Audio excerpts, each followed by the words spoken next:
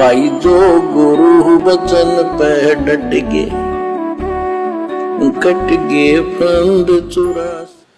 प्रश्न, बारात का प्रचलन कैसे हुआ?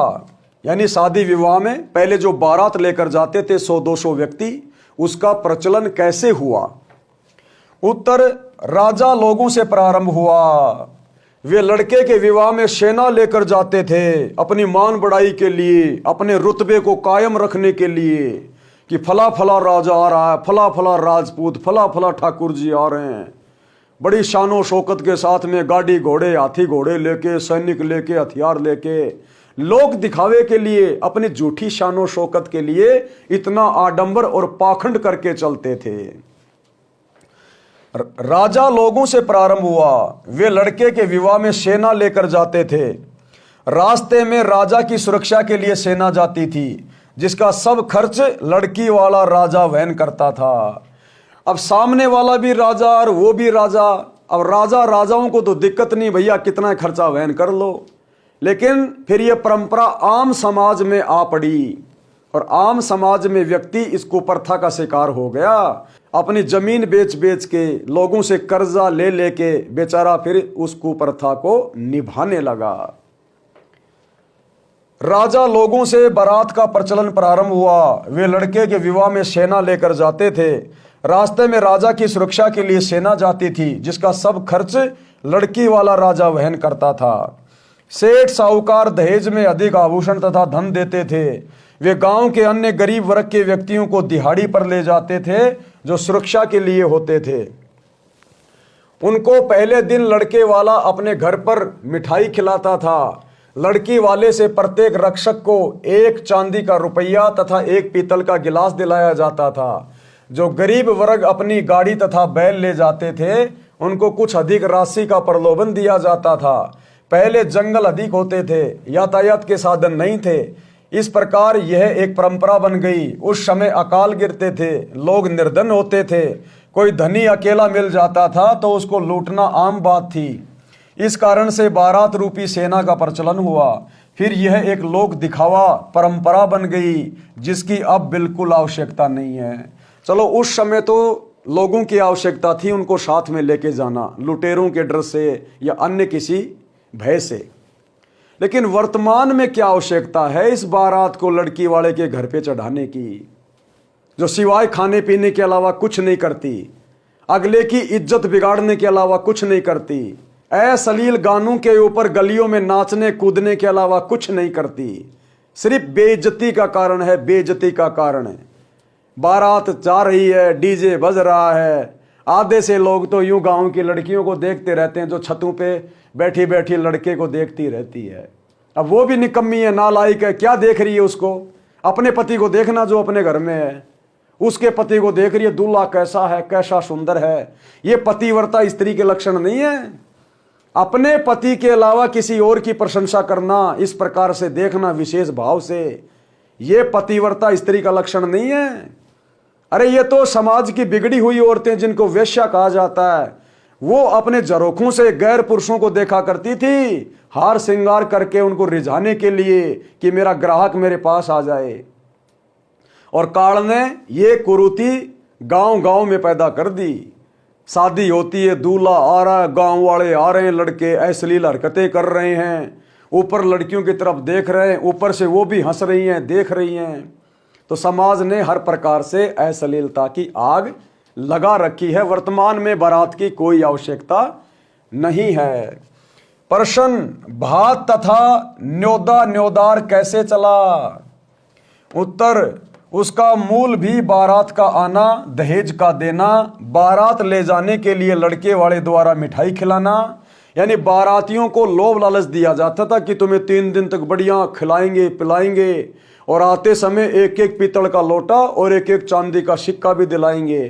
तो इस लालच में लोग बारात में चले जाते थे।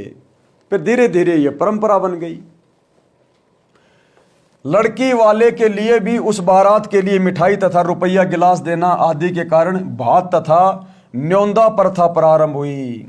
अब लड़की वाला बेचारा इतना सारा खर्चा अकेला कहाँ से उठाएगा, इसलिए भात की परंपरा शुरू हो गई कि उस लड़की के जो मामा जी हैं वो भात भरने आएगा और वो फिर कुछ 1000-2000 रुपये, 10-11 हज़ार रुपये, 1,00,000-2 लाख रुपये जैसा भी है, वो उस भात के बहाने जो है उनको देके जाएगा। तो ऐसे परंपराओं से फिर ये परंपरा बिगड़ती चली गई। लड़की वाले के लिए भी उस बारात के लिए मिठाई तथा रुपया गिलास देना आदि के कारण भात तथा न्योता प्रथा प्रारंभ हुई। न्योता समूह में गांव तथा आसपास गवांड गांव के प्रेमी प्यारे व्यक्ति होते हैं। जिनके लड़के या लड़की का विवाह होता था तो अकेला परिवार खर्च वह नहीं कर सकता था। उसके लिए लगभग 100 या अधिक सदस्य उस समूह में होते हैं। जिसके बच्चे का विवाह होता था तो सब सदस्य अपनी वित्तीय स्थिति अनुसार न्योता यानी धनराशि विवाह वाले के पिता को देते थे, जिसको न्योता भी कहते हैं और कई जगह जिसको कन्यादान भी कहते हैं। ये कन्यादान की परंपरा इसी प्रकार शुरू हुई थी कि आसपास के गांव नगर के लोग जिनको न्योता दिया जाता था वो फिर उस लड़की के विवाह में जीवने के लिए आते थे, खाना खाने आते थे। और उससे पहले कोई 11 रुपये लिखवा रहा है कन्यादान में, कोई 21, कोई 1000, कोई 500।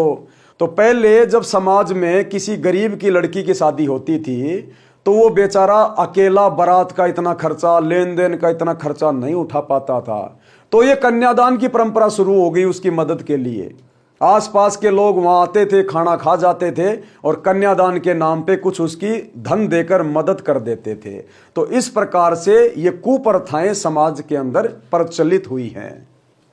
जिसके बच्चे का विवाह होता था तो सब सदस्य अपनी वित्तीय स्थिति अनुसार न्योता विवाह वाले के पिता को देते थे, यानी कन्या राशि के रूप में। कोई 100 रुपये, कोई 200 रुपये, कोई कम, कोई अधिक, जो एक प्रकार का निःशुल्क उधार होता था। यानी जो कन्यादान होता था वो वापस नहीं देना होता था, चुकाना नहीं होता था, उस पर ब्याज नहीं देना पड़ता था। सबका न्योते का धन लिखा जाता है।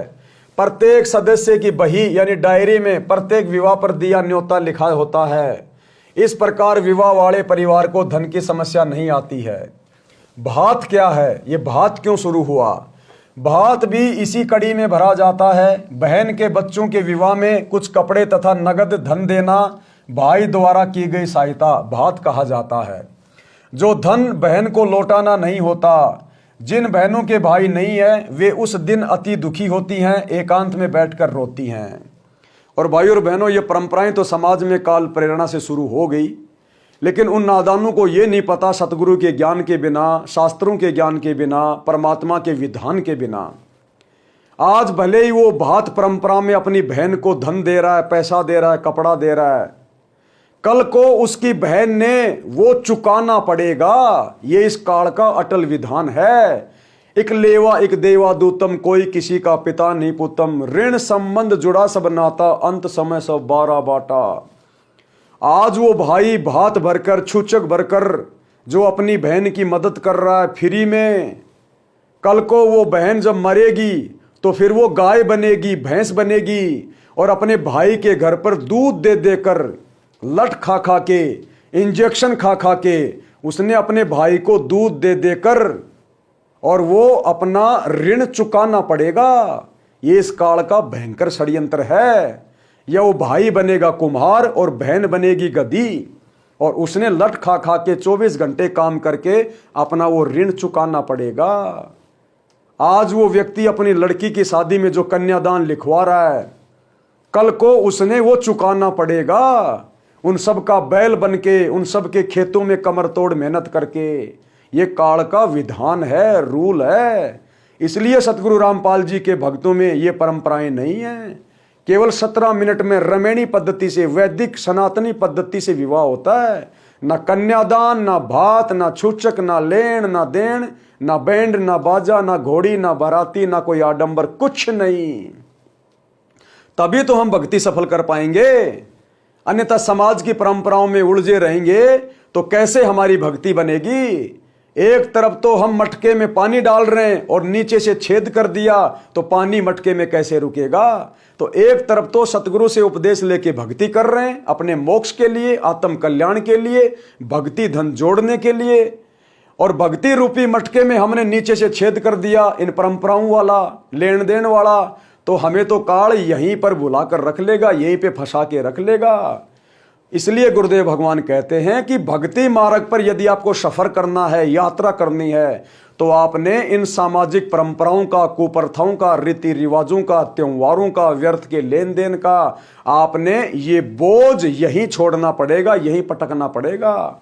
और जिस विधि से, जिस मर्यादा से, जिस रीति रिवाज से आपको सतगुरुदेव अपने सामाजिक कार्य करने के लिए कहेंगे, निर्देशित करेंगे, हमने उसी मर्यादा में रह के अपने सारे सामाजिक कर्म धर्म करने हैं और अपने बच्चों के संस्कारों को निभाना है। अगर सतगुरु की मर्यादा से एक कदम भी मनमाने तरीके से समाज की देखा देखी लोक लाज में आकर एक कदम भी यदि बाहर रख दिया, उसी समय सतगुरु की भक्ति से हमारा कनेक्शन डिस्कनेक्ट हो जाएगा। पीढ़िया, ये पीढ़िया क्या है?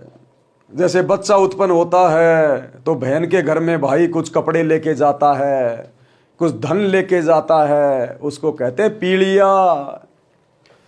लड़की को संतान उत्पन्न होने पर मायके वालों की ओर से जच्चा के लिए, जच्चा कौन होती है? उस छोटे बच्चे की माँ। जच्चा के लिए घर का देसी शुद्ध घी, कुछ गोंद घी, आटा भूनकर गोला, अजवाइन, काली मिर्च का मिश्रण गोंद कहलाता है। यानी अजवाइन के लाडू बनाए जाते थे जब किसी के घर में बच्चा होता था, आज भी बनाए जाते हैं। जिस माता बहन को बच्चा उत्पन्न होता है तो उसकी शारीरिक कमजोरी को ठीक करने के लिए गोंद और अजवाइन के लड्डू बनवाए जाते हैं, उसको खिलाए जाते हैं ताकि उसकी कमजोरी बहुत जल्दी रिकवर हो जाए। तो इसी प्रकार पहले वो अजवाइन के लड्डू, गोंद के लड्डू, बच्चे के कपड़े, बहन के कपड़े, बहन के सास ससुर के कपड़े, उसके पीहर से उसका पिता या उसका भाई लेकर जाता था।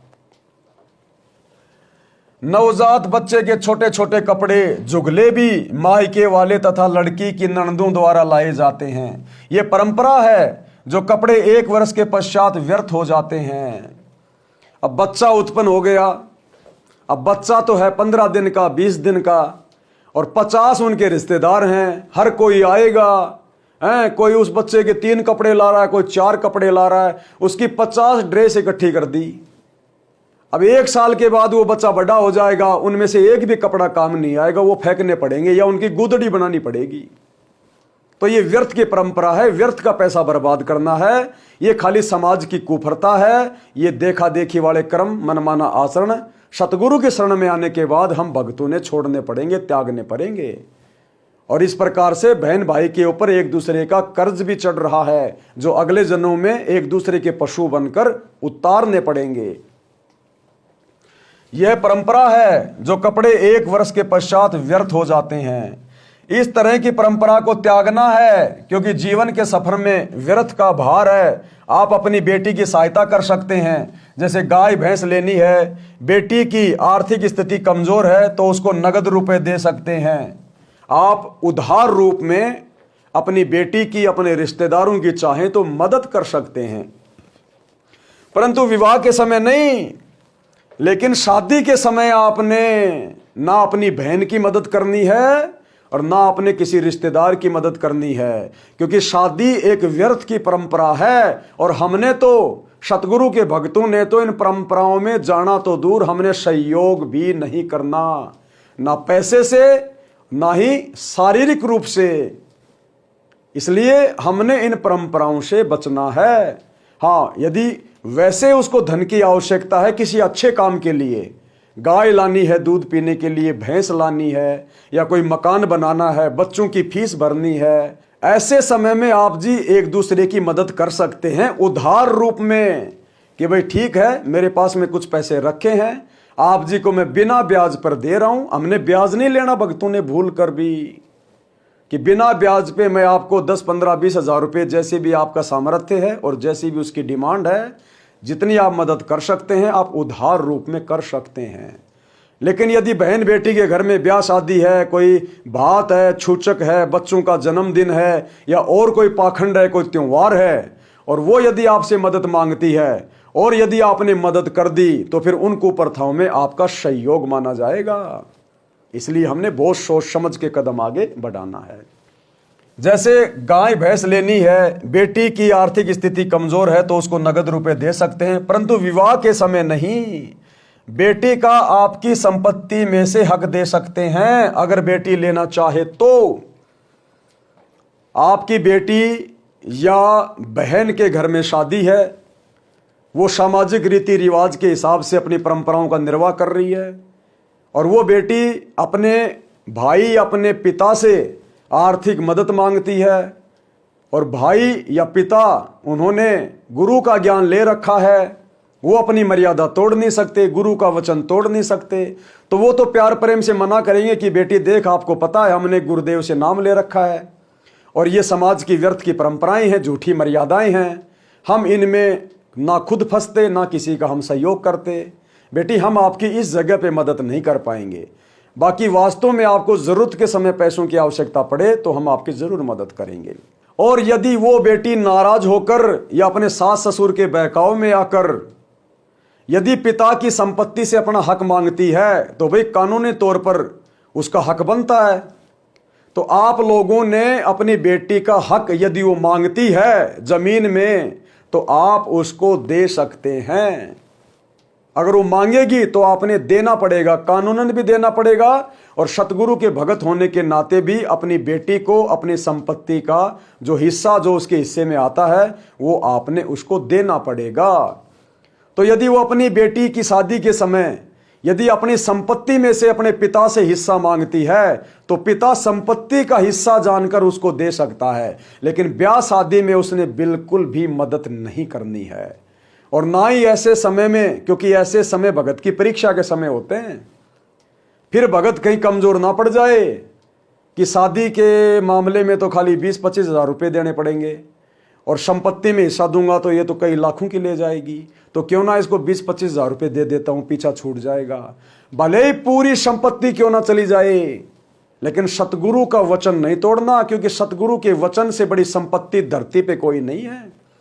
परमात्मा कहते हैं गुरु समान दाता नहीं, याचक शिष्य समान, 3 लोक की संपत्ति 100 गुरु दीनी दान। अरे अगर वो ले भी गई तो ले जाए, उसका हक था। भगत को परमात्मा पता नहीं कहां से दे देगा, क्या दे देगा। इसलिए भगत ने शौपन में भी अपने गुरुजी की मर्यादा तोड़ने का ख्याल अपने मन में नहीं लाना चाहिए। जैसे गाय भैंस लेनी है, बेटी की वित्तीय स्थिति कमजोर है तो उसको नगद रुपए दे सकते हैं, परंतु विवाह के समय नहीं। बेटी का आपकी संपत्ति में से हक दे सकते हैं अगर बेटी लेना चाहे तो। बेटी को चाहिए कि आवश्यकता पड़ने पर धन ले ले परंतु फिर लौटा दे। बेटी को चाहिए अगर आवश्यकता पड़ी है तो अपने पिता या भाई से उधार रूप में धन ले सकती है, लेकिन समय पर उसको वापस भी लौटा दे ताकि उस बेटी पर किसी प्रकार का कोई कर्जा ना चढ़े, परंतु फिर लौटा दे। परमात्मा पर विश्वास रखे, आपका सम्मान बना रहेगा।